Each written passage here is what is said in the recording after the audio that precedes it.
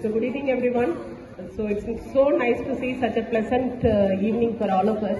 To see all the young children and the middle-aged children and the senior children who are playing for this chess tournament. It's really inspiring for everyone.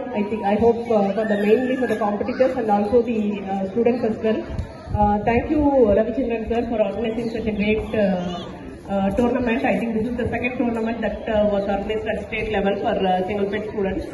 So it's so nice to see. It's so nice to see the parents also, irrespective of weekend, you spend the whole day. So mostly, I believe that most of us are working parents, sacrificing the Sunday and bringing the kids, spending them with the whole day and a different of experience. And kids also learned a lot, I believe. So thank you once again, Ravichandran sir, the Kingsmead Chess Academy, and also the Vikas Mantra School.